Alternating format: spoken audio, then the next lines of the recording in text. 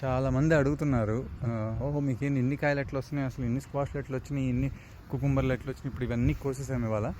But idea వచ్చిందన్నమాట, ఇప్పుడు okay share చేసుకోవచ్చు ఇది అని. నెంబర్ 1 ఏంటంటే కొంచెం క్వాలిటీ మట్టి ఉండాలి కదా, డెఫినెట్లీ క్వాలిటీ మట్టి. మమ్మీ ఇప్పుడు మీ ఛానల్లో అందరికీ చెప్తున్నట్టే, సో ఆ ప్రాసెస్లన్నీ ఫాలో అవుతూ కంపోస్ట్లు అన్నీ చేసుకుంటూ, మట్టి కూడా ఈసారి కొంచెం కొత్త మట్టి చాలా వరకు వేసి, బ్యాగ్స్ మట్టి కాకుండా యాక్చువల్ కంపోస్ట్ మట్టి, మన కాస్కోలు గీసుకోలు హోమ్ డిపోల్లో దొరికే మట్టి కాదనమాట, మామూలు ల్యాండ్స్కేప్ వాళ్ళు ఉంటారు కదా, మట్టి suppliers, soil suppliers, sand suppliers, వాళ్ళ దగ్గర నుంచి 50-50 కంపోస్ట్, 50 సో అంటే ఒక 30 సాయిల్, ఒక 20 ఏమో శాండ్, అది తీసుకొని చేసాము. వాటికి తోడు ఫర్ ఎగ్జాంపుల్ నేను ప్రతి కార్నర్స్లో ఇట్లా బౌల్స్ పెడతానమాట.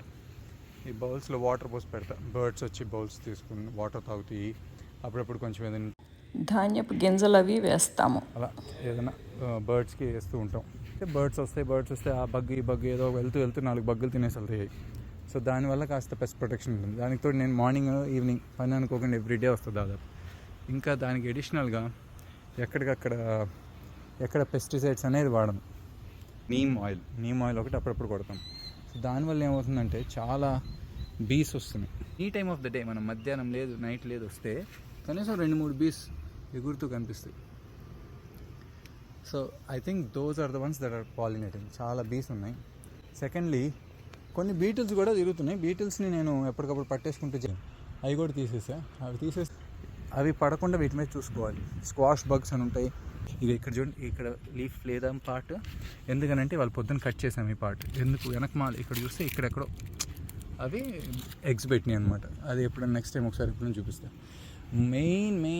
మెయిన్ ప్రూడెంట్ థింగ్ ఏంటి అని అంటే, పెస్టిసైడ్స్ వేయకపోతే ఈ బేబీస్ వస్తాయి. కనిపిస్తుందా? ఈ babies, these are the ones beauty. Extinct అయిపోతున్నాయి అనుకుంటాం మనము. అవి రోజు ఇటు కుకుంబర్ అటు కుకుంబర్ ఉందన్నమాట. అక్కడ కుకుంబర్ ఇక్కడ కుకుంబర్, రెండింటి మీద కనీసం 2 తిరుగుతూ ఉంటాయి. 2 అటు 2 ఇటు. అట్లానే మిగిలిన మొక్కలన్నిటికీ కూడా పాలినేషన్ చేస్తూ, ఇంకా దానితో ఎక్కడికక్కడ పువ్వుల చెట్లు పెడతామన్నమాట. ఇప్పుడు యాక్చువల్లీ బొడ్డోడు వచ్చి ఇందాక 4 పూలు పీక్ అవతలేసాడు. అదర్వైజ్ ఇదిగో ఈ పువ్వులు ఉంటాయి. ఇదిగో ఇప్పుడు సన్ఫ్లవర్స్ పెట్టాం. సన్ఫ్లవర్ చెట్టు పెద్దదైంది, సన్ఫ్లవర్స్ వస్తాయి. సో దాని నుంచి ఇంకా బీస్ వస్తాయి. పువ్వుల చెట్ల వల్ల ఇంకా ఎక్కువ వస్తాయి. బీస్ అట్రాక్ట్ చేయడానికి ట్రై చేయండి.